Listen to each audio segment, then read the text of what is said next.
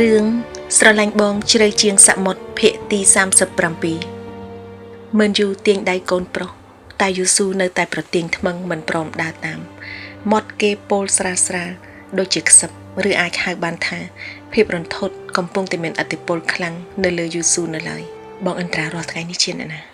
ប៉ាធ្វើអីលើរាងកាយគាត់មើលយូក្រឡេកឆ្វេងស្ដាំហើយខ្សឹបខ្សៀវកុំនិយាយណាស់នេះយូស៊ូខំមាត់ស្រក់ទឹកភ្នែកច្រោកT4 DNA ligase ជាស្អី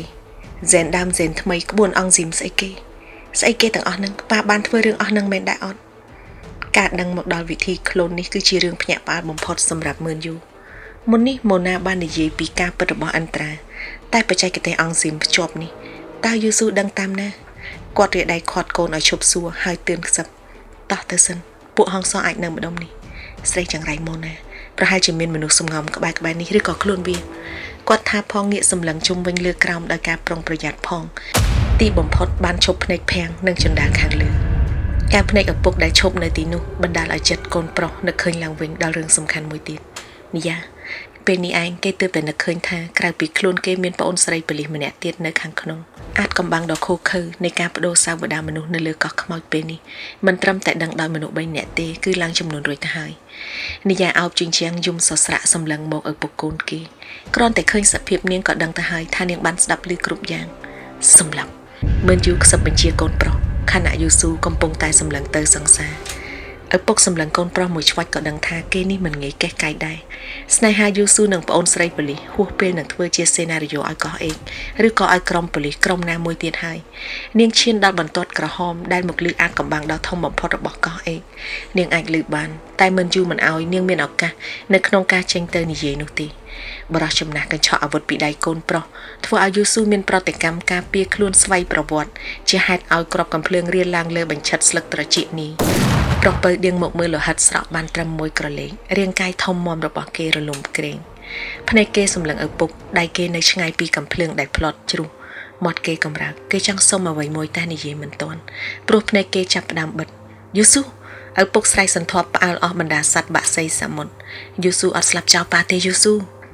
គាត់ស្រែកទ្រហោយំដូចឈួតនឹងអោបរង្គើរាងកាយបរោះព្រានក៏ជាអ្នកលេងសើចល្បែងស្នេហ៍ដល់ល្បីនៃដែនកោះនីយ៉ាខ្ទប់ត្រចៀកសម្លឹងរាងកាយស្ដុកស្ដឹងរបស់គេនាងដឹងថាមិនយូរនឹងផ្ដាច់សង្ខារនាងនៅពេលបន្តិចទៀតនេះទៅតាមលំនាំកូនប្រុសពៅរបស់គាត់មួយនាទីថ្មីបំផុតនេះបរោះចំណាស់ដល់ឈួតវង្វេងនៅក្នុងទុកសោកបានភ្លេចគ្រប់យ៉ាងហើយផ្ដោតមកដង្ហើយហៅកូនប្រុសពៅព្រោះមិនចង់ឲ្យកូនបង្កើតទាំងពីរត្រូវលាពីគាត់យ៉ាងទាន់ហន់នឹងក្មេងសេចក្តីរបៀបនេះនៅកន្លែងតែមួយដូច្នេះឡើយជួយផងមនុស្សតកមកលើនេះមកជួយខ្ញុំផង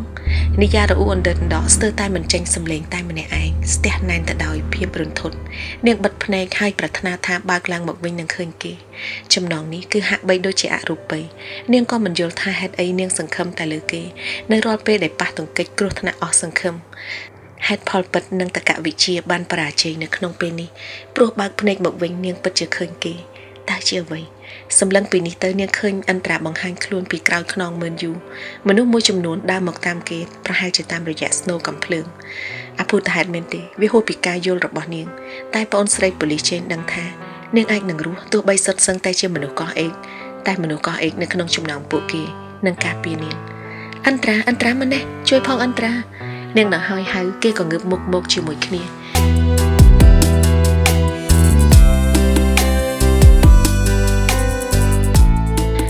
បេះដូងខាងប្រុសលោតរំភើបនឹងឈឺលាយឡំគ្នាព្រោះគេឃើញនាងតែនាងស្ថិតនៅក្នុងសភាពបែបនេះកល្យាណីដែលកំពុងតែសើចសោកនាងក៏ដឹងពីអារម្មណ៍ប្រុសប្រានតាមរយៈពន្លឺភ្នែករបស់គេនិងជើងគេដែលឈានលឿនមកប្រហែលជាគេមិនបានដឹងថាពីមុខមើលយូគឺប្អូនប្រុសគេបានជាគេបន្តឡើងមករយមករកនាងអង្គុយចុះសន្សឹមព្រោះទុនជង្គង់ខណៈខាងប្រុសមកដល់ប្រាននាងស្ថិតនៅក្នុងរង្វង់ដៃគេប្រុសញាប់ញ័រពេលសម្លឹងឃើញស្នាមចំណងនិងគ្រប់យ៉ាងដែលសេះសល់លើប្រានរបស់ប្អូនស្រីប៉ូលីសដោយគ្មានវាចាអន្តរាខំមាត់សម្លឹងកែភ្នែកនាងខណៈនាងបណ្ដោយឲ្យខ្សែភ្នែកទាំង4ប៉ះគ្នាយ៉ាងពេញទំហឹងសំឡេងទ្រហោរបស់មើលយូលាន់មកពីលើដីយូស៊ូកូនខ្ញុំមិនស្លាប់ទេអន្តរាជួយលឺហើយអន្តរាជ្រួញចិញ្ចាមនីយ៉ាក៏ភ្ញាក់ខ្លួនមកវិញនាងពោលតិចទៅកាន់គេទាំងយំយែងយូស៊ូ នាងនិយាយបានតែពីម៉ាត់នេះអន្តរានៅងឿងឆ្ងល់គេងាកមកក្រោយហើយក្រោកឡើងបណ្ដានាងចុះមកដល់ក្បែរប្អូនប្រុសគេប្រគល់នាងឲ្យសមោះខាងនាយាប្រឹងឈរនឹងខ្លួនវិញដោយខ្លួនឯងអ្នកណាធ្វើឲ្យយូស៊ូគេសួរដោយស្ទុះមកទាញរាងកាយប្អូនពិនិត្យខណៈកូនចៅកំពុងប្រាំវិទ្យុតាក់ទងគេកំហុកធ្វើឲ្យមើលយូដាក់ភ្នែកសម្លឹងវត្តមានកូនច្បងគាត់អាចថាស្វាងចេញពីវាប្រយោគបន្តិចនៅពេលឃើញអន្តរាជាបណ្ដាដោយនិយាគិតគាត់នឹកឃើញវិញហើយជន់ចំណាស់ក្រឡេកមករកកំភ្លើងយូស៊ូដែលនៅដេកស្ងៀមមិនឆ្ងាយពីម្ចាស់យ៉ាងរហ័សគាត់លូកយកមកនាងស្រែកវាស់ដោយការភ័យខ្លាចជាការដាក់អន្តរាឲ្យងាកមកដែរនាងឯងនឹងស្លាប់មិនយូរវាចាទាំងខំមាត់ធ្វើឲ្យអ្វីមួយបញ្ជាអន្តរាឲ្យមានប្រតិកម្មគេក្រឡាស់មុខពាំងពីមុខដែលមើលយូបែកកណ្ដុងតម្រង់ប្រុសច្បងសួរដោយតក់ស្លុតជាសញ្ញាប្រាប់មើលយូថាការសម្លាប់ស្រីតូចដែលឈរញាប់ញ័រនៅពីក្រោយខ្នងសមោះពេលនេះអាចមានឧបសគ្គហើយសភាពអន្តរាមិនដែលការពារមនុស្សស្រីណាម្នាក់ដល់ថ្នាក់ដកចោលអារម្មណ៍ពីប្អូនប្រុសដែលកំពុងតែស្ដុកស្ដឹងក្នុងធ្លុកឈាមនេះទេរឹកពីគេដែលស្លាត់ស្លក់មកពាំងក្របឲ្យនិយាក៏បង្ហាញដែរថាអ្វីម្យ៉ាងកំពុងតែមានអនុភាពធ្វើឲ្យគេព្រមលុតផ្លោះចោលកាតព្វកិច្ចជាកូនកតញ្ញូដែលធ្លាប់តែអោនក្បាលធ្វើតាមឪពុកថយអន្តរាទុកចិត្តសិនប៉ាគេទទូចសំបីមិនដឹងថាហេតុអីបានជាប៉ាគេខឹងដល់ថ្នាក់ប៉ងយកជីវិតនាងមិនថាប្អូនគេដែលកំពុងដេកដួលដោយសារនាងឬក៏គ្រួសារបងនាងក៏គេនៅតែមិនព្រមឲ្យនាងរងគ្រាប់កំភ្លើងមួយគ្រាប់នេះដែរស្រីនេះមានពឹសពេញខ្លួនទុកមិនបានទេអន្តរាប៉ាគេប្រមានធ្វើឲ្យប្រុសច្បងរឹតតែជ្រួលចិត្តមិនមែនជ្រួលមកគិតថានាងខុសអ្វីទៀតទេគឺជ្រួលរកវិធីការពារនាងមនុស្សក៏អេកមិនសម្លាប់គេទេប៉ាគេជាគ្រួសារប៉លីសគេនិយាយបញ្យល់ស្ថានភាពធ្វើឲ្យមើលយូរឹតតែស្លន់ទោះបីភាពរន្ធត់បានធ្វើឲ្យនិយាស្ងាត់មាត់គោប៉ុន្តែនាងនឹងមិនស្ងាត់បែបនេះរហូតតទៅទេរឿងសំខាន់ហេតុអីអន្តរាដាច់ខាតការពារជីវិតនាងតើមានអ្វីកើតឡើងរវាងពួកគេនេះគឺជាសំណួរជាសម្ងាត់រត់ប្រដេញនៅក្នុងគំនិតរបស់មើលយូទោះបីជាមិនទាន់បានយល់ពេញលេញអំពីរឿងស្នេហាត្រីកោណមួយតាក់ទងនឹងកំឡោះក្រមុំទាំង3ប្រានតែមើលយូម្នាក់នេះក៏មានបទពិសោធន៍ក្រាស់ល្មមនិងយល់ពីភាពងងឹតងងល់ការពារនិយានៅក្នុងកែវភ្នែកប្រុសច្បងការខកបំណងរបស់គាត់ពេលនេះនៅមានកម្រិតទាបជាងការថប់បារម្ភដែលថាអន្តរានឹងដឹងការពិតនៃសាវតារបស់គេងាកទៅកូនប្រុសដែលដេកស្ដុកគ្នាគាត់យកឧបករណ៍សែងមនុស្សពីក្នុងផ្ទះព្យាបាលមកដល់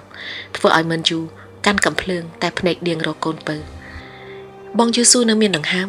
អង្គរៈម្នាក់ស្រែកឡើងបែបនេះធ្វើឲ្យមើលយូភ្ញាក់ប្រាណងាកមកក្រោយដោយអំណរអន្តរានៅមិនហ៊ានចោលការសម្លឹងឪពុកទេព្រោះនាយនៅតែទុកការគំរាមកំហែងទៅលើជីវិតនារីតូចថាជារឿងត្រូវដោះស្រាយដំបូងគេបំណាច់តែអន្តរាបានដាក់សុខុមាលភាពរបស់ប្អូនពៅគ្រួសារប៉ូលីសនៅចំពោះមុខលះបង់ចរិតកន្លងមកដែលគេធ្លាប់ជាប្រុសច្បងរឹងជជែកក្នុងការប្រកាន់ខ្ជាប់នៅភាពត្រឹមត្រូវសម្រាប់កោះអេកមើលយូពេលនេះក៏ដឹងដែរថាបើគាត់ប្រដេញតាមនាងឬជំនះបាញ់ប្រហារនាងក៏មិនប្រកាសថាឆ្លងរួចផុតពីកំផែងការពារពីកូនប្រុសឆ្លាតវៃដល់សែនពូកែម្នាក់នេះដែរថាមិនបាននាងតូចអាចនឹងផ្លត់រឿងសម្ងាត់ប្រាប់ដល់គេគ្រប់គ្នាយល់ហើយជន់ចំណាស់ដឹងថាគាត់ចាំបាច់ត្រូវការសេណារីយ៉ូថ្មីឬក៏ពន្យាពេលវេលាសិនព្រោះនៅទីនេះមានមនុស្សច្រើនគាត់ធ្វើជាបោះកំភ្លើងចោលហើយស្រែកឡើងកុំរំជួលចិត្តពេកកូនបើឯងច្របូកច្របល់អារម្មណ៍ឯងនឹងចូល ICU វិញឬអាចទៅ ICU មិនទាន់ប្រយ័ត្នរបួសចាស់ខ្លួនឯងនៅពេលឮសម្ដីនេះនិយាដែលកំពុងតាមដានយូស៊ូក៏ងាកមកសម្លឹងឪពុកគេវិញភ្លាមដោយសារតែឮពាក្យមួយឃ្លានេះគាត់ជន់ណាស់ខ្សែភ្នែកប្រមានចម្លែកមួយរបស់បរិសចំណាស់នៅនឹងថ្កល់ប្រតិជាមួយភ្នែកនាងដូចជាមើលយូចង់ប្រាប់នាងថាប្រសិនបើអន្តរាត្រូវរំជួលចិត្តហ្សែនផ្ដេសផ្ដាស់នៅក្នុងខ្លួនគេនឹងសម្លាប់គេនិយាលេបទឹកមាត់ក្រឡេកសិនសឹមមកនៅពីក្រោយខ្នងបរិសដែលតែងតែជាយុទ្ធការរបស់នាងរាល់ពេលសំពៅនាងក្លែងក្លងបរិសដែលនាងទុកចិត្តដោយសភាវគតិសម្ដីរបស់ម៉ូណាមុនពេលរត់គេចចេញនិយានៅចាំនៅភ្នំពេញកូនប្រុសត្បាញអាយរបស់តាឯងប្រតិកម្មសង្គ្រោះជីវិតសឹងតែមិនទាន់ទៅហើយប្រហែលជាដោយសារបងប្រុសបង្កើតរបស់គេចូលទៅនិយាយប្រាប់គេអំពីសាវតាគេអន្តរាពិតជាអស់ដង្ហើមមួយខណៈមែនអ្វីដែលនិយាចងចាំពេលគីម៉ាល់និងហាន់ដាពង្រត់ក្រេគេចេញពី ICU ពេលនេះបើឲ្យគេដឹងរឿងពិតឡើងវិញតើគេពិតជាស្លាប់មែនដែរទេ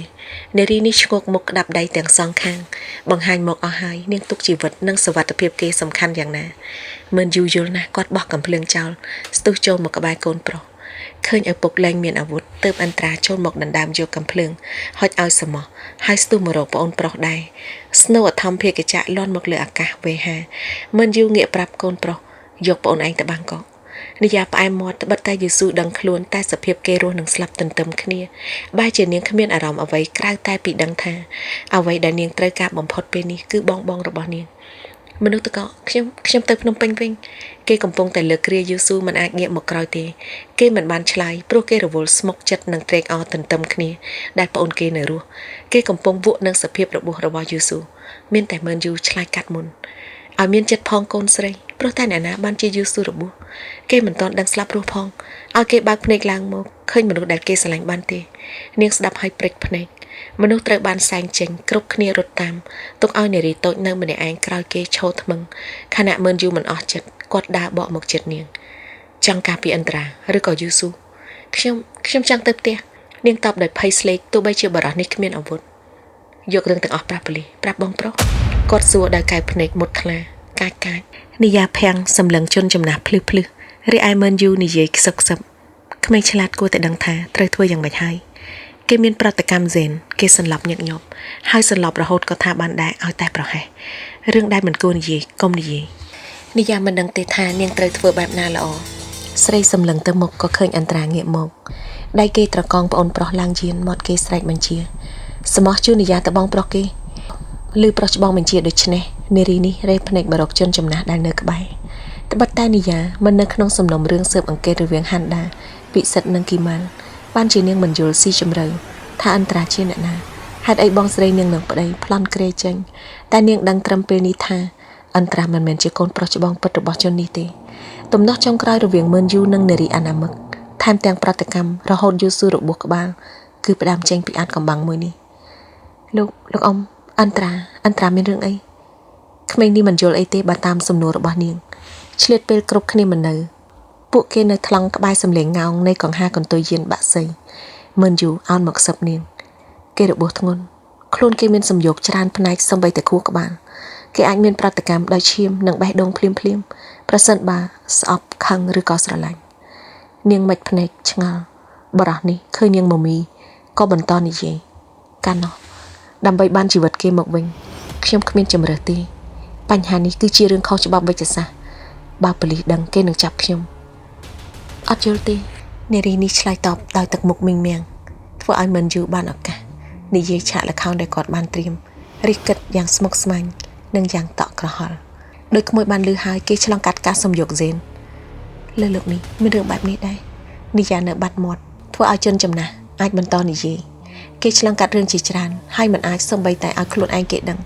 អញ្ចឹងបានជាអ៊ំចង់សម្លាប់ខ្ញុំផ្ទាល់ហើយស្លន់ខ្ញុំខ្លាចមនុស្សដឹងច្រើនប្រាប់អន្តរាគេនឹងមានគ្រោះថ្នាក់ដោយសារប្រតិកម្មខួរក្បាលជននេះតបតមិនបាត់មួយពាក្យនិងមិនផ្លាស់ប្ដូរទឹកមុខទេនាងនៅតែបរិសុទ្ធមិនស្គាល់ល្បិចបរោះនេះដដែលព្រោះអាឡ័យក្រឡេកសម្លឹងទៅគេនៅចំពោះមុខនាងម្សិលមិញមនុស្សតកកម្នាក់នេះពិតជាបានស្លាប់ហើយរស់ឡើងមកវិញពិតមែនមិនអនុញ្ញាតព្រមជឿម្ចាស់កោះម្នាក់នេះមិនដេចបាននាងឯណាដឹងថាគាត់គឺជាមនុស្សចាស់កំពូលល្បិចចុះតើទៅអ៊ំកាត់យ៉ាងម៉េចលក្ខការគាត់ឆ្លើយខ្លីឃើញនាងនៅស្ងៀមប្រឹងស្ដាប់គាត់ក៏និយាយបន្ថែមមិនឲ្យអ្នកណាដឹងអំពីសាវតាវិជ្ជសាស្ត្រលើខ្លួនគេបើមិនអញ្ចឹងប៉ូលីសនឹងយកគេទៅពិសោធន៍គេនឹងឈឺចាប់ហើយគេនឹងប្រតិកម្មហើយគេអាចស្លាប់ឬហើយនាងជ្រុញចិញ្ចាមបេះដូងនាងលោតញាប់គាត់ហៀបនឹងចេញទៅសំឡេងនិយាយលន់សួរមកបន្ថែមយ៉ាងខ្សោយចុះ password សំណួរក្តៅធ្វើឲ្យបរិះចំណាស់ឈានចេញមិនរួចគាត់ងាកមកវិញដោយទឹកមុខស្លេកនិងស្ពឹកនារីនេះលឺអស់ហើយតើដោះស្រាយយ៉ាងណា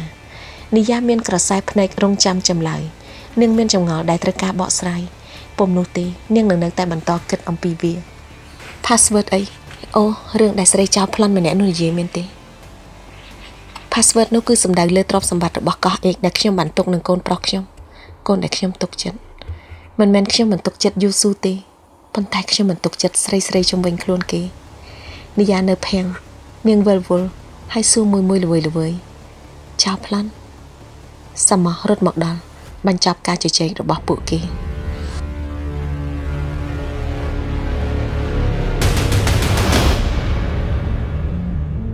មិនក៏ដាច់ចិត្តអត់ទៅមើលបងយេស៊ូខ្លះទេនីយ៉ាស្ដាប់ឮសំណួររបស់សមោះជាលើកដំបូងបន្ទាប់ពីជិះលើទឹកជាងកន្លះម៉ោងនាងមានអារម្មណ៍ថាដំណើរលើកនេះមានបញ្ហាតែមិនដឹងថាបញ្ហាអ្វីធម្មតាប្រសិនជាវិលទៅកាន់រាជធានីភ្នំពេញពិតមែនអន្តរានឹងប្រើអធម្មភាគចៈ ឬមួយក៏ពួកគេមានយានលើមេឃតែមួយហើយរវល់ដឹកយូស៊ូទៅបាងកកបន្ទាន់នារីសង្កត់ចិត្តសម្លឹងផ្ទៃទឹកបន់ឲ្យរឿងរ៉ាវឆាប់ចប់ព្រោះចិត្តមួយនៅទុកចិត្តសមោះដែលជាចំណិតតែងតែនៅក្បែរខ្លួនប្រុសច្បងឥឡូវនេះអូបោះអែបច្រាំងសំលេងគេដូចជាប្រហើនសោះអង្គើយឌឺហៅនាងដែលគ្មានឈ្មោះឬមួយយើងទៅណានាងសួរទាំងសម្លឹងតំបន់ដីកោះដែលកំពុងសម្ដៅចូលចតទាំងមិនគិតថាធ្លាប់ស្គាល់កន្លែងនេះទាល់តែសោះប្រសិនបើសមោះប្រុងថានឹងនាំនាងឡើងយានយន្តបន្តនៅវាលមួយនេះក៏ដូចជាក្រឡេកជុំវិញមិនឃើញមានស្រមោលយានណាមួយសោះអញ្ចឹងពពុះនៃសំណើចមួយបានកាត់ឡើងលើបបោមាត់អ្នកបើកខាងមុខនិយាលោកឃើញនាងចង់ចិញ្ចើមសម្លឹងមកសមោះដែលនៅក្បែរខ្លួននាងសួរតិចដែលសង្ស័យមានរឿងអីនិយាព្យាយាមបញ្ចេញសំណួរជាពាក្យ3ម៉ាត់នេះប៉ុន្តែពោលមិនសូវលះទេពេលវាចេញផុតពីបំពង់កនាងមានអារម្មណ៍អស់សង្ឃឹមទៅហើយសមោះអោនចុះដកកំភ្លើងខ្លីនៅលើចង្កេះមួយមកស្ទាបលេងធ្វើដូចជាដល់វេនខ្លួនឯងធ្វើជាមេម្ដងជាមួយស្នាមសំណាញ់ខុសពីសភាពត្រន់រាល់ដងរបស់គេទាំងស្រុងគេចាប់ផ្ដើមនិយាយមួយប្អូនប៉លីសគិតថារឿងអីនិយាសឹងស្រក់ទឹកភ្នែកតែនាងស្ងួតព្រោះគ្មានកម្លាំងដោយលឺសំឡេងរំជើបរំជួលនៅលើទ្រូងខ្លួនឯងនាងព្យាយាមទាញគំនិតឲ្យមូលមកវិញនិងរកវិធីស្រាយស្ថានភាពនាងយល់ថាមិនយូរមិនទុកឲ្យនាងរស់ទេហើយសមោះបានក្បត់នឹងអន្ត្រាព្រោះតែបញ្ជាតាចាស់ម្នាក់នោះតែគិតម្យ៉ាងឪគេកូនគេអន្ត្រាជាអ្នកណាហេតុអីគេមកខ្វល់ពីនាងគេតាមប្អូនគេទៅស្រុកសៀមទៅហើយចុះពេលនេះប៉ាគេធ្វើអីនាងគេខ្វល់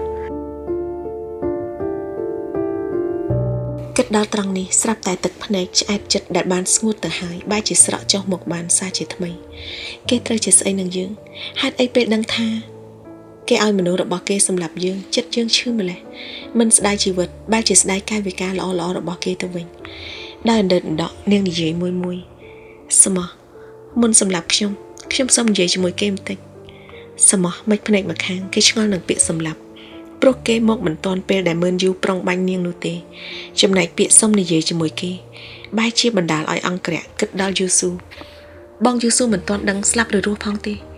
នាងលឺហើយលេបទឹកមាត់គ្រវីក្បាលហើយដៃចិត្តឆ្លើយអន្ត្រាសមោះភ្ញាក់នឹងដូរទឹកមុខចង់មិនចង់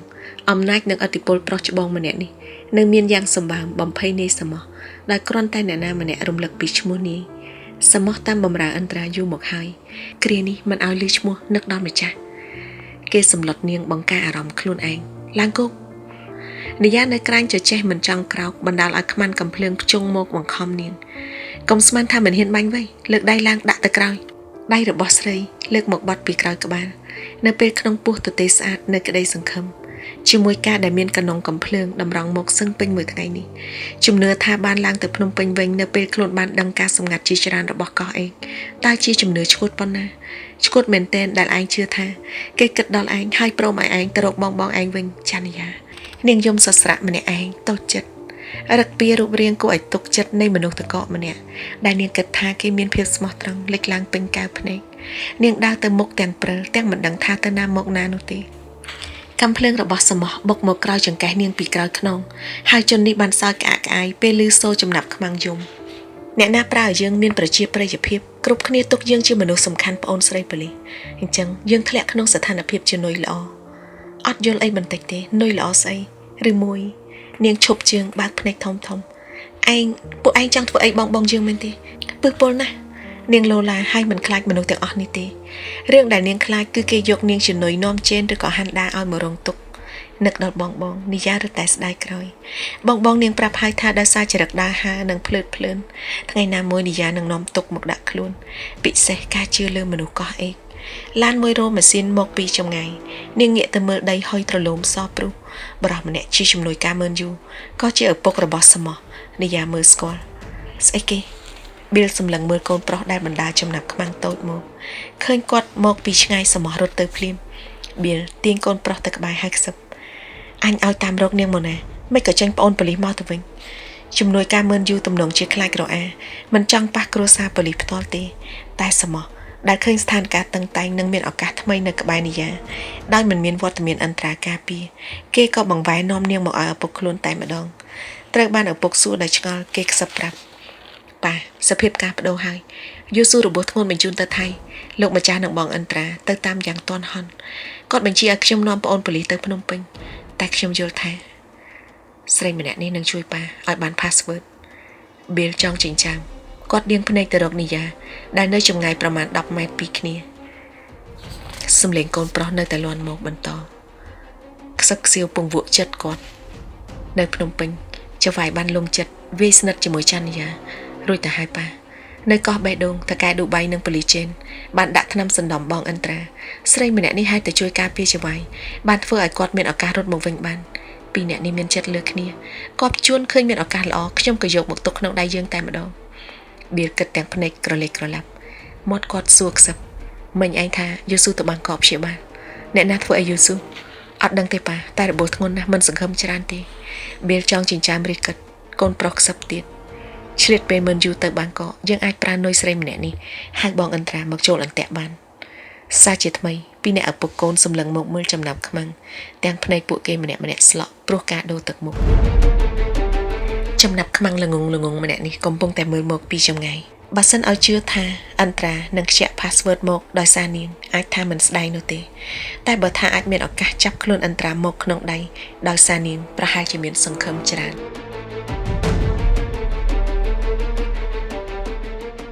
ជាយូរមកហើយពីអ្នកនេះចិញ្ចឹមចិត្តចង់បានអន្ត្រាទាំងរស់តែមិនដែលមានឱកាសនោះឡើយជាយូរមកហើយដែលបៀលបានដាក់កូនប្រុសរបស់គេឲ្យនៅក្បែរអន្ត្រាតែក៏មិនសង្ឃឹម 100% ថាអាចបង្កើតឱកាសនេះដែរថ្ងៃនេះមិនមែនជាការប្លន់មនុស្សធម្មតាទេគឺជាឆាកបញ្ចប់នៃគម្រោងការ6ឆ្នាំបៀលញញឹមហើយរអ៊ូកូនខ្ញុំឆ្លាតខ្ញុំទើបតែដឹងបត់បានបែនលឿនណាស់អាកូនប្រុសសមោះបត់ក្បាលមើលមុខនីយ៉ាពីចម្ងាយនារីនេះជាប្អូនពៅសំណប់របស់ឧត្តមសេនីយ៍ជាប្អូនរបស់ម្ចាស់កោះបេះដូងហើយក៏ជាសំណប់ចិត្តរបស់បិសាចតកដែលត្រូវបានក្លូនមកឲ្យមិនចេះស្រឡាញ់ហើយនាងជាភ្លើងដែលធ្វើឲ្យតករលាយបានសមោះញញឹមបង្ហាញមោទនភាពលើអ្វីដែលខ្លួនបានសម្រេចចិត្តធ្វើក្នុងក្តារចុងក្រោយនេះគេនិយាយប្រាប់ឪពុកមិនយូរស្មានយ៉ាងណាក៏មិនដឹងថាអ្នកឈ្នះចុងក្រោយជាអ្នកណាដែរគេនិយាយទៅកាន់បែបនេះបៀលក្តោបចង្ការគិតវែងឆ្ងាយសម្រាប់ទីលានផ្ដួលគ្នាយកកំណប់មហាសាលពីអំបូរត្រីកោណមាសមនុស្សណាម្នាក់ដែលបានដឹងអំពីសាវតានេះតែងតែបដូរជីវិតដើម្បីប្រថុយយកវាមកខ្លួនឯងចំណែកសមោះនិងបៀលដែលចោះស្នាមលើការបង្ហូរឈាមជាច្រើនឆ្នាំរឿងអីមិនមានមហិច្ឆតាលុយនោះច្រើនណាស់ច្រើនដល់ថ្នាក់ពិភពលោកនេះភ្លេចថាយើងជាអ្នកណាហើយមកពីណាបៀលនិយាយទាំងញញឹមធ្វើឲ្យកូនប្រុសញញឹមទៅតាមមហិច្ឆតារបស់ឪពុកប្អូនស្រីពៅរបស់ជេនត្រូវបាននាំខ្លួនមកដល់ផ្ទះមួយលាក់កណ្ដាលព្រៃកោងកាងសភាពឆ្នេរទឹកប្រៃរខិរខាកន្លែងនេះសំតែជាព្រៃដាច់ឆ្ងាយដែលគ្មានអ្នកណានឹកឃើញអីនឹងមកនោះទេកោះនេះតូចដល់ថ្នាក់ចង់សង់ផ្ទះ10ល្វែងក៏នឹងចង្អៀតផងឪពុកកូនមានផ្ទះដែលសង់ពីថ្មប្រក់សង្កសីមិនមែនធន់មាំនឹងខ្យល់កន្ត្រាក់ឬព្យុះព្យួរមានប៉ុន្មានទេតែចង់ស្រែកឲ្យលឺដល់មនុស្សម្នាក៏គ្មានសង្ឃឹមព្រោះថាទីតាំងឡើងមកនេះធីតាមិនបានឃើញអ្នកដទៃណាក្រៅពីនាយសមោះតាបៀលនិងកូនចៅអ្នកបើកអូបនោះឡើយនៅមាត់ទ្វារមនុស្សប្រុសវ័យកណ្ដាល2អ្នកទៀតបើកទ្វារស្វាគមន៍ពួកគេនិយាស្រក់ទឹកភ្នែកស្អប់វាសនាខ្លួនដែលទើបតែរួចចេញពីកោះខ្មោចបែរជាคล้ายមកជាខ្មោចនៅលើកោះគ្មានឈ្មោះនេះទៅវិញជុំវិញសុទ្ធតែជាមនុស្សប្រុសទោះយ៉ាងណាឆ្លងកាត់បន្ទប់ដំបងនាងឃើញស្រោមជើងមនុស្សស្រីយ៉ាងហោចណាស់អបភើតបន្តិចតែក៏អស់សង្ឃឹមទៅវិញប្រាប់គេអន្តរាឬក៏សេដ្ឋីមិនយូឲ្យមកជួបតតជាមួយខ្ញុំសិនបើថាក្លាហានណាស់នាងនិយាយទៅកាន់តាបៀលដែលយកស្កុតធំមកព័ទ្ធដៃនាងចង់ស្លាប់សេកហើយរុញនីយ៉ាបង្ខំចូលបន្ទប់មួយនៅចុងពោចអាចឃើញរលកសមុទ្រតាមប្រឡោះស្លាប់ព្រិលទៀបបានដោយមិនមាត់មិនកជន់ចំណាស់មិនឆ្លើយជាមួយសម្ដីរបស់នាងគេទាញទ្វារបិទក្រឹបហើយចាក់សោមមពីក្រៅនីយ៉ានៅតែស្រែកឡើងមិនទាន់ហួសពេលទេលែងខ្ញុំទៅកុំធ្វើតាមបញ្ជាតាកំណាច់មិនយូបងខ្ញុំគង់តែរកឃើញទេអ្នកទាំងអស់គ្នាក៏មិនចង់មានទោសដែរមែនអត់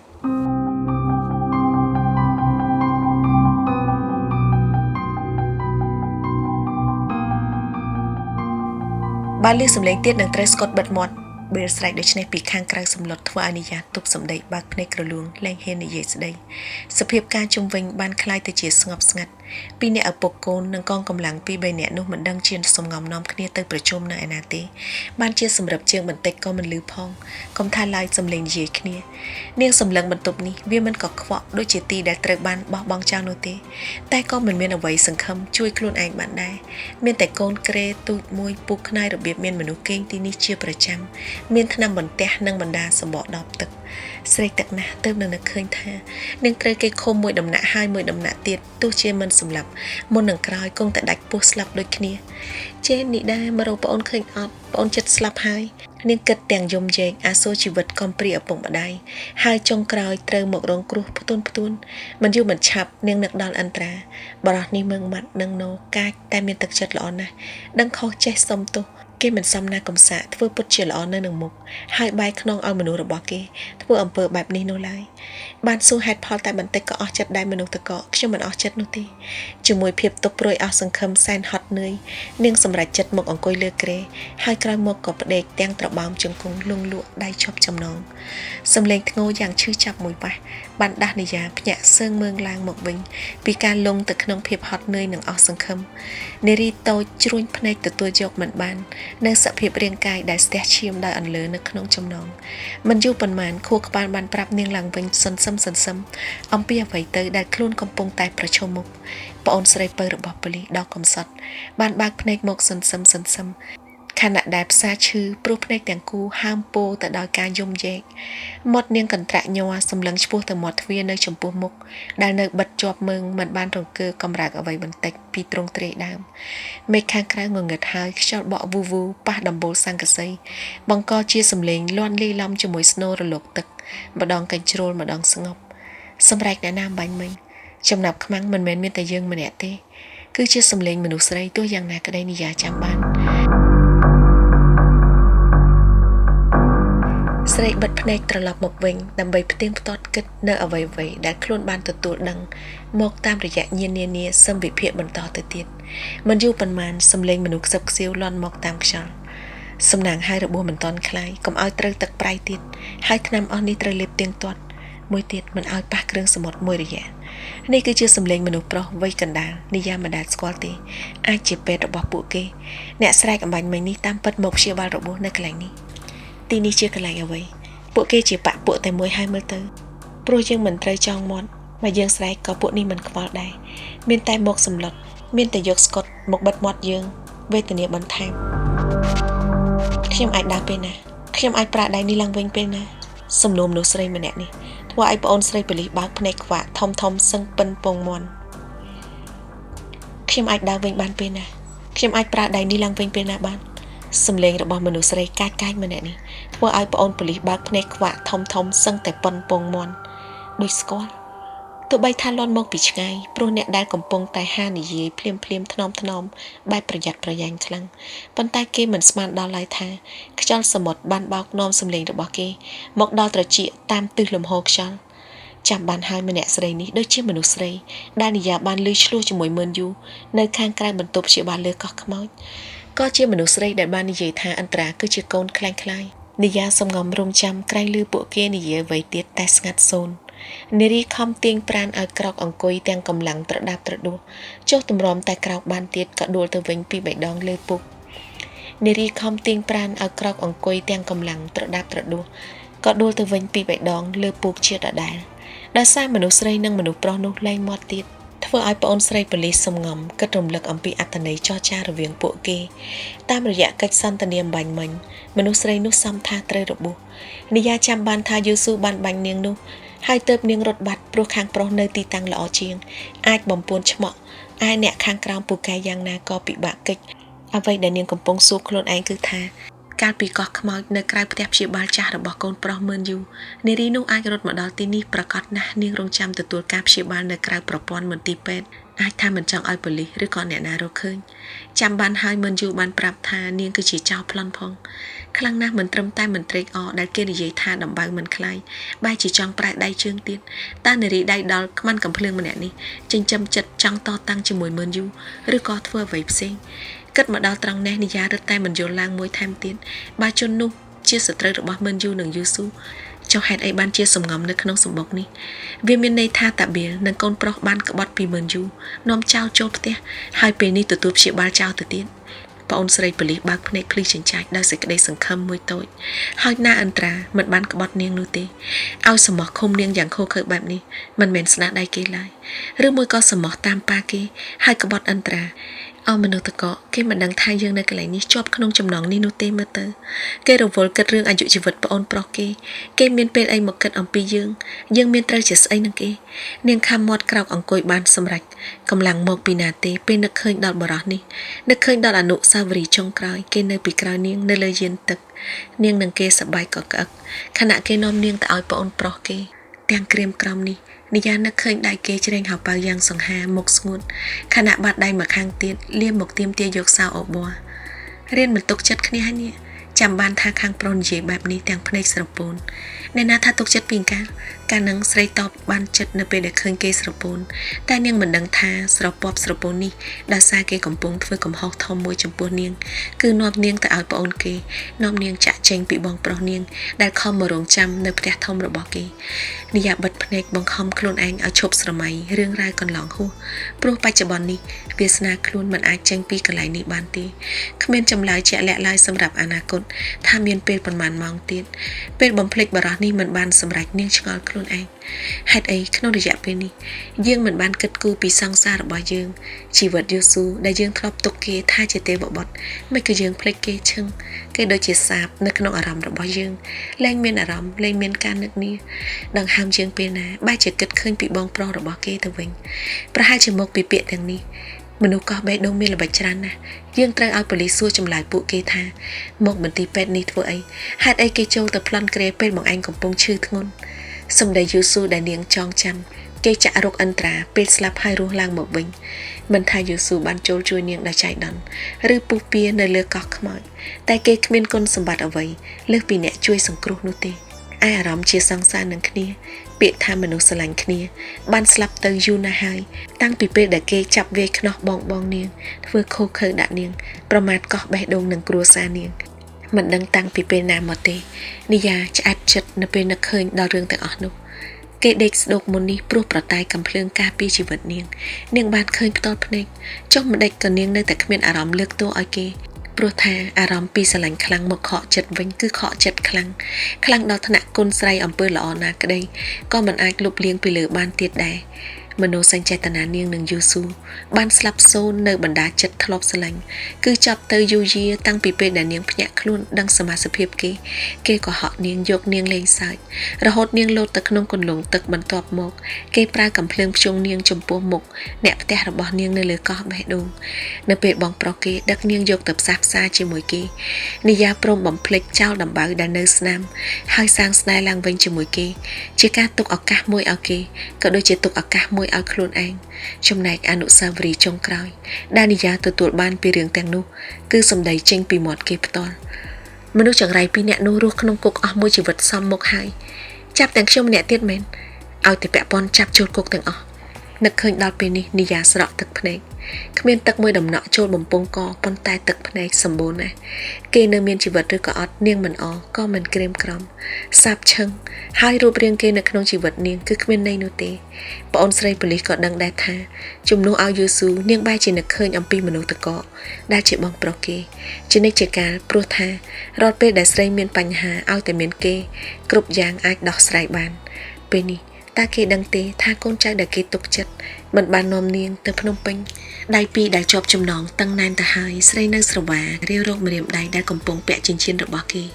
ចិញ្ចៀនកោះកន្លឹះសោដែលគេយកមកជាអំណោយថ្ងៃបុណ្យកំណើតស្រីនិយាយក្នុងចិត្តម្នាក់ឯងយ៉ាងកំសត់ខ្ញុំជាប់គាំងនៅកន្លែងចង្រៃនេះសោចាក់ពីក្រៅទៅហើយអន្តរាអំណោយរបស់ខ្លួនមិនអាចជួយខ្ញុំបានទេពេលនេះប្អូនប្រុសរបស់ខ្លួនកំពុងព្យាយាមសង្គ្រោះជីវិតតែបែរជាអារម្មណ៍ខ្ញុំសាបឈឹងគ្មានអ្វីតាក់ទងនឹងគេមិនក៏ពេលចុងក្រោយនេះខ្ញុំបែរជាមានរឿងជាច្រើនចង់និយាយតែជាមួយខ្លួនមិនដឹងថារឿងអីខ្លះទេប៉ុន្តែខ្ញុំពិតជាមានសេចក្តីសង្ឃឹមតូចមួយមុនពេលដែលខ្ញុំស្លាប់តើខ្ញុំបានឃើញខ្លួនម្ដងទៀតទេមនុស្សតកខ្ញុំចង់ស្គាល់អារម្មណ៍សុខសាន្តមានសុវត្ថិភាពនិងកក់ក្ដៅនៅពេលដែលមានខ្លួននៅក្បែរខ្ញុំស្ដាយពេលវេលាទាំងអស់ ដែលរាងកាយខ្ញុំស្ថិតនៅក្នុងដៃខ្លួនពេលដែលដៃខ្លួនប៉ះខ្ញុំហើយនៅពេលដែលខ្លួនខ្ញុំស្វឹងនៅក្បែរខ្លួនខ្ញុំតែងតែត្រូវបានការពារនាងយំសោកស្ដាយគ្រប់យ៉ាងដែលបានកើតឡើងទាំងផ្អែមល្ហែមនិងជូរចត់ជាមួយគេមិនយូរប៉ុន្មានស្រីរេភ្នែកសម្លឹងជុំវិញហើយសំណួរមួយលេចឡើងម្ដេចយើងទុនម្លេះព្រមឲ្យខ្លួនឯងដេកចាំស្លាប់បើស្លាប់ទៅមិនបានជួបគេជាថ្មីយើងមានពេលអីនឹងសួរគេអំពីអត្តន័យពិតនៃកែវភ្នែកស្រពោនរបស់គេតើហេតុអីគេល្អនឹងយើងហើយចុងក្រោយបែរជាបញ្ជូនយើងទៅឲ្យប្អូនប្រុសគេមិនស្ដាយយើងខ្លះទេគេមិនចេះប្រច័ណ្ឌខ្លះទេគេបានថើបយើងក្រោមទឹកនឹងបានឃើញរាងកាយយើងហេតុអីក៏គេអត់ទេយើងនៅមានសំណួរច្រើនណាស់មិនទាន់បានចម្លើយទេនីយ៉ាឯងត្រូវចាប់ផ្ដើមរកវិធីចាកចេញពីកន្លែងនេះនាងប្រាប់ខ្លួនឯងរួចសម្លឹងទៅកាន់ប្រហោងស្លាប់ព្រិលជាច្រើនដោយសារកន្លែងនេះមិនបើកភ្លើងបានជាមានពន្លឺពីសមុទ្រឆ្លុះចូលមកក្នុងដូចជាចាំងភ្លើងពីបន្ទប់ផ្សេងទីនេះដូចជាមិនមែនសាងសង់មកដើម្បីឃុំមនុស្សនោះទេប៉ុន្តែដៃស្រីជាប់ចំណងរឹងមាំប្រសិនបើនាងចង់ស្រែករកជំនួយវាទាល់តែប្រកាសថាមានអ្នកនេសាទឬក៏អ្នកភូមិផ្សេងណាគេចូលមកនៅក្បែរនេះក៏មិនប្រកាសថាគេនឹងព្រមប្រថុយយកគ្រោះថ្នាក់ដាក់ខ្លួនមកជួយជីវិតនាងនោះដែរតើធ្វើយ៉ាងណាឲ្យដំណឹងនេះទៅអន្តរាបានទ្វេរបើកស្រីភ្ញាក់ក្រញាំងដែលសមោះបង្ហាញខ្លួនជាមួយមនុស្សប្រុសម្នាក់មានចង្កៀងម៉ាំងសុងមួយនៅដៃជន់ដៃដល់លើកទូរស័ព្ទហើយចាប់ផ្ដើមចុចថតរូបនាង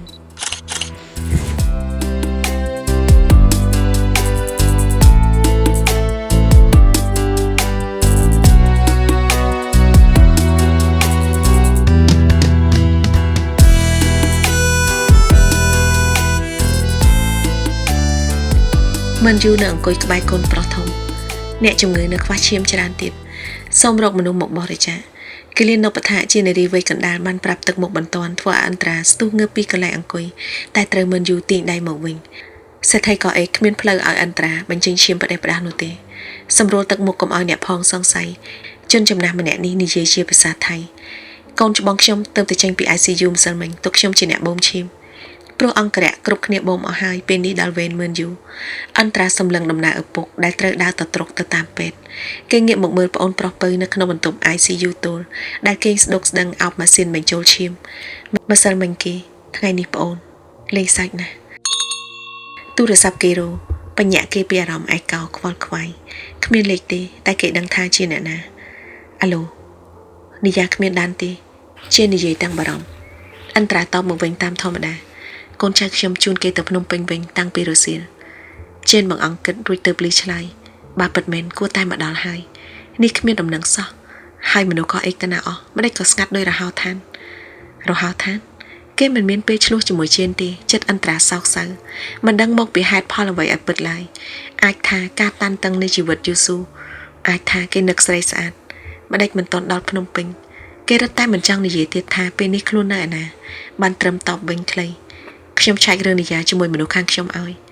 ផ្ញើប្អូនខ្ញុំជាមួយអ្នកណាជេនសួរភ្លាមហាក់មិនអស់ចិត្តមនុស្សខ្ញុំទុកចិត្តអន្តរាតបវាហីឈ្មោះអីណែណាអន្តរាតាមថាមិនដែលព្រមឲ្យជេនសម្លុតទេ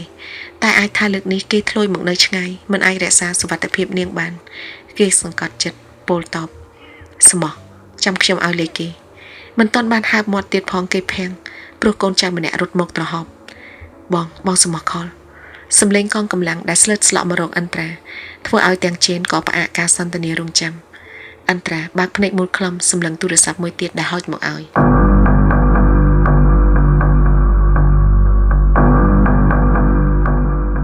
សម្លេងសមោះយំបងយើងមានរឿងហើយពួកវាប្លន់មនុស្សគ្នាយើងរបួសខ្ញុំតស៊ូមិនបានសម្រេចបងឯងរបួសធ្ងន់ទេហើយណាបងប៉ូលីសមនុស្សត្រូវនាំយកទៅឲ្យបងអត់ដឹងទៅដល់ណាទេមើលខ្លួនឯងជាសិនគេបិទទូរស័ព្ទបោះទៅឲ្យជនដដែលហើយលើកយករបស់ជេនមកស្ដាប់ដៃម្ខាងទៀតច្រត់ចង្កេះតានតឹងចិត្តលឺហើយនិយាយបាត់ខ្លួនចន្លោះការហេតុរវាងកោះខ្មោចទៅកោះអេកប៉ូលីសកំពុងនៅនឹងស្រាប់ឆាប់ចាត់ការទៅខ្ញុំហៅមនុស្សខ្ញុំឲ្យជួយជេនដឹងថារឿងធំកំពុងតែកើតឡើងគេសង្កត់សម្លេងដាក់ទូរស័ព្ទអ្នកណាធ្វើអន្តរាចុចបិទព្រោះគ្មានពេលឆ្លើយមនុស្សពីរបីនាក់រត់ញាប់ជើងមកក្នុងបន្ទប់របស់យូស៊ូគេងាកមកចង់តាមមើលដោយផ្អែមមាត់បារម្ភ ចលនាសង្គ្រោះកំពុងរៀបចំយ៉ាងប្រញឹកបន្ទប់ ICU និងវាំងននត្រូវបានបិទប្រុសស្អាតទម្លាក់ទូរស័ព្ទចោលលើសាឡុងដៃទាំងសងខាងទ្រពក្បាលសំឡេងនាងកាលពីម្សិលគេនៅនឹកឃើញគឺពេលដែលគេស្លាប់ហើយរស់ឡើងមកវិញនាងបានអង្វរគេឲ្យដោះលែងដកពាក្យមិនដឹងគីម៉ាល់នឹងហាន់ដាខ្ញុំចាំខ្លួននៅកន្លែងប៉ូលីសឬនៅខ្ញុំចាំខ្លួននៅនឹងអន្តរាប្រុសស្អាតច្បូតមុខចុះតិចតិចក៏ប្រទះឃើញស្នាមខំពីជួរនៅក្រឡៅលើកំភួនដៃនេះសំឡេងនាងគេនៅទន្ទឹងចាំអន្តរាខ្ញុំអត់ទៅកោះអេកទេនឹកឃើញដល់ទឹកភ្នែកនាងនៅពេលដែលត្រូវយូស៊ូបង្ខំចេញពីកោះបេះដូងមកពេលនេះនាងកំពុងខ្សោយប្រាណហើយត្រូវចាប់ជំរុតជាបន្តបន្ទាប់តើគេធ្វើអ្វីលើនាងខ្លះហើយប្អូនប៉ូលីសអ្នកចាប់និយាយទៅប្រកាសណាស់អន្តរាយល់ថាជាសត្រូវគ្រួសារប៉ូលីសគេប្រកាសណាស់ចង់បានជេនទោះពេលនេះគេមិនទាន់ឲ្យនាងស្លាប់តែនាងឆ្លងកាត់ឈុតឆាកអស់នេះឯកោម្នាក់ឯងរបៀបណាទៅបេះដូងនាងដាច់ដោតទៅដោយសេចក្តីបារម្ភនៅបន្ទប់ចុងឆ្នេរនាងបានគេចចេញពីយូស៊ូមករកនាងជេរគេមិនសប្បាយចិត្តទេរហូតដល់ខ្ញុំចេញពីកោះនេះខ្ញុំត្រូវការឈប់ឃើញមុខខ្លួនជារៀងរហូតកូនប្រុសម្ចាស់កោះនឹកដល់យូស៊ូដែលច្រណែនជាខ្លាំងពេលឃើញនាងមកស្និទ្ធនឹងបងប្រុសសម្ដីយូស៊ូក៏អន្តរាចងចាំអញ្ចឹងហើយចង់ឃើញអ្នកណាវិញឬមួយចង់ឃើញបងខ្ញុំគិតថាយកបងខ្ញុំមកបញ្ជូរប្អូនឬក៏យ៉ាងម៉េចប្រុសច្បងដកអារម្មណ៍មកវិញហើយងាកមកបន្ទប់ប្អូនប្រុសពេទ្យបើកទ្វារចេញមកក្រាក់គាត់ជូតញើសហើយសម្លឹងរកនាយជាមួយពន្លឺភ្នែករីករាយលាយហត់នឿយអបអរគ្រួសារអ្នកជំងឺគាត់ឆ្លងផុតពីគ្រោះថ្នាក់ហើយអន្តរាមិនរវល់ទេថាហេតុអីក្រោយពីស្លាប់ហើយរស់ឡើងមកវិញគេអាចស្ដាប់បានសូម្បីតែភាសាអង់គ្លេសឬថៃឬអានអ្វីក៏ដាច់គេលេចស្នាមញញឹមអំណរស្ទុះទៅក្បែរទ្វារតែត្រូវហាមឃាត់សូមឲ្យអ្នកជំងឺបានសម្រាកគេត្រូវការឈាមច្រើនទៀតប្រុសច្បងថយមកវិញតាមពាក្យបង្គាប់គេដកចិត្តមកគិតអំពីស្រីស្អាតវិញបន្ទាប់ពីបន្ទុកមួយត្រូវបានសម្រាលទូរស័ព្ទគេលោតសារប្រុសមិចភ្នែកសម្លឹងទៅសាឡុងវាគឺជារូបភាពហើយជារូបមនុស្សស្រីដែលបេះដូងគេនឹកនីយ៉ាគេស្រវារកលើកឧបករណ៍ព្រោះឃើញប្រកាសថាជារូបនាងក្នុងចំណងដៃមើលយូរលូកមកដល់មុនដោយដណ្ដើមកាន់យកឧបករណ៍របស់នាងបរោះចំណាស់កំពុងតែផ្ដោតសម្លឹងមើលរូបប្អូនស្រីតូចប៉ូលីសដែលត្រូវជាប់ចំណងស្របពេលអន្តរាបរិយាយប្រាប់សមោះថ្លោះការមានគេពង្រត់នីយ៉ាទៅហើយគោលដៅអាចជាពួកប៉ូលីសបងប្រុសគេមើលយូរដៀងមកសម្លឹងកូនប្រុសច្បងភ្នែកគាត់មានសញ្ញាបដិសេធគំនិតនេះប្រសិនគោលដៅពួកនោះគឺជាគ្រួសារប៉ូលីសគេផ្ញើរូបនីយ៉ាមកអន្តរាធ្វើអីដោយគាត់ស្មានមិនបានប្រមាណវិនាទីសោះសារសម្លេងលូត private គ្មានលេខគ្មានអាសយដ្ឋានមិនយូរងាកឆ្វេងស្ដាំឃើញគ្មាននរណាក៏ថយទៅចុចស្ដាប់អន្តរាទៅតាមដោយងឿងឆ្ងល់នាងល្អិតនេះក្នុងដៃពួកអញត្រូវឡើងមកកំពង់សោមឲ្យតនមុនម៉ោង3ភ្លឺបើយឺតជាងនឹងចាំអញថតរូបសពឲ្យអន្តរាក្តាប់មាត់សម្លក់ទូរស័ព្ទឪពុកចាប់កដៃគេជាប់ខណៈភ្នែកគេសឹងស្រក់ឈាមអ្នកនិយាយជាសំឡេងមិនធ្លាប់ស្គាល់ប្រើភាសាខ្មែរទោះពេទ្យដើរកាត់មុខចុះឡើងក៏មិនយល់ថាជាសំឡេងអ្វីដែរសម្រាប់ចោលទៅមិនយូរសរសេរសារតបវិញជាអក្សរមិនប្រើសំឡេងនោះទេព្រោះគាត់មិនចង់ឲ្យក្រុមម្ខាងទៀតដឹងថាគាត់ជាអ្នកឆ្លើយជំនួសអន្តរាអត់ទេប៉ាអន្តរាប្រញាប់ទាមទារទូរស័ព្ទធ្វើឲ្យគាត់គេចថយក្រោយហើយសម្លឹងគេដោយចម្លែក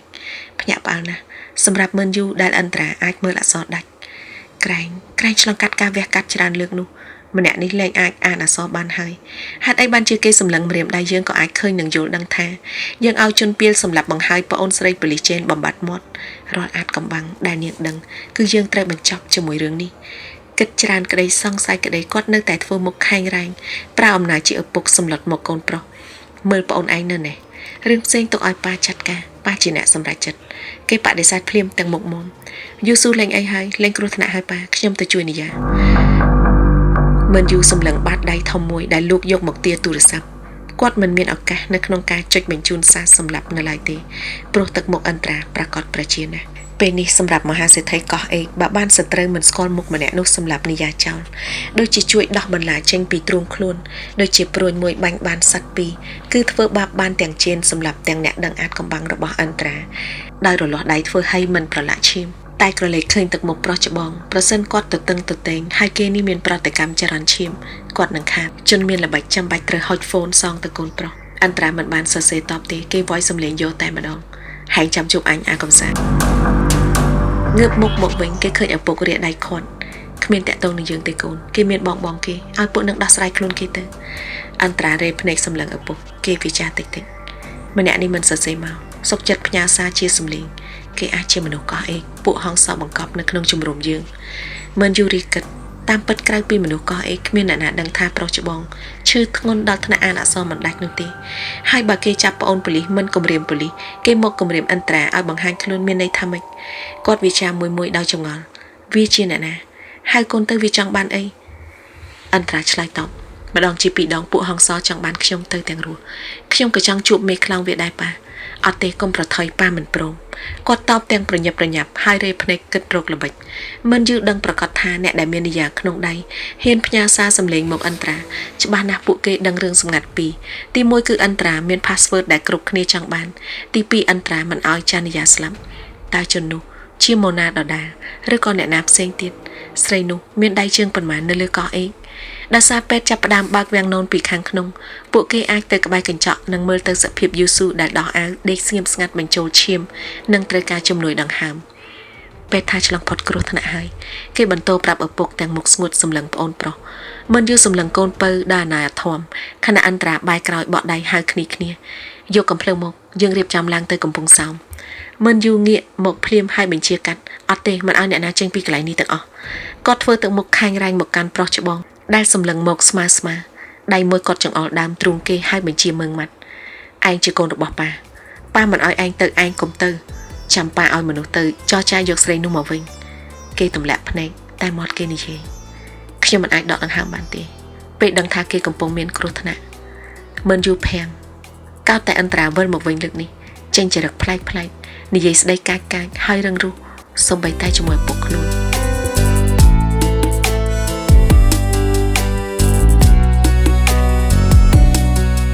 មិនដឹងថាមុនពេលដែលយូស៊ូចាប់វាយខ្នោះមនុស្សកោះបេះដូង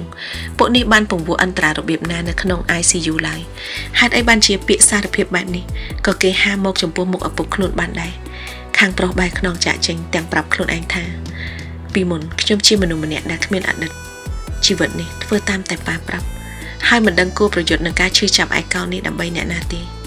តែពេលនេះខ្ញុំស្គាល់អ្នកដែលខ្ញុំចង់ប្រយុទ្ធតតាំងដើម្បីគេហើយមិនយូរស្ដីឲ្យគេពីក្រោយខ្នងមិនដឹងឯងឮសម្ដីខ្លួនឯងមិននេះអត់ទេអន្តរាកុំភ្លេចថាស្រីម្នាក់នោះគឺជារបស់ប្អូនប្រុសឯងមនុស្សកោះអេកមិនប៉ះពាល់ស្រីបងប្អូនឯងទេឯងសមឲ្យគ្រប់គ្នាមើលងាយដែលសារស្រីម្នាក់មកពីគ្រួសារប៉ូលីសដែរអន្តរាមិនមាត់គេនៅតែបន្តដំណើរគ្មានអ្នកណាបញ្ឈប់គេបានស្រាប់ហើយបើគេឈប់ជើងគេនឹងនឹកឃើញគ្មានអ្នកណាបញ្ឈប់គេបានស្រាប់ហើយបើគេឈប់ជើងគេនឹងឃើញសាកសពនាងសំឡេងមួយតវ៉ាខ្លាំងក្នុងបេះដូងគេព្រោះគេជាបេះដូងខ្ញុំប៉ាខ្ញុំសុំតែមួយថ្ងៃប៉ុណ្ណោះកូនសុំធ្វើជាខ្លួនឯងជាប្រុសម្នាក់ដែលស្រឡាញ់គេមកដល់ខាងក្រៅគេបន្តឡើងលើរថយន្តស្លាកលេខថៃដែលមានកូនចៅ2នាក់ត្រៀមចាំមិនយូរប៉ុន្មានពួកគេមកដល់វាលមួយមានបាក់សីយន្តជំទើចតរងចាំជាស្រេចជាមួយអ្នកជួនដំណើរមួយក្រុមអន្តរានាំកូនចៅ2នាក់ឡើងអ្នកនៅសល់បានឈរសម្លឹងពួកគេពីក្រោម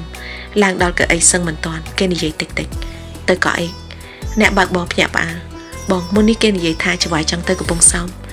ពួកគេមិនដឹងទេថាក្រោកពីស្លាប់មកវិញអន្តរាបានខ្លាចជាអ្នករាវកូន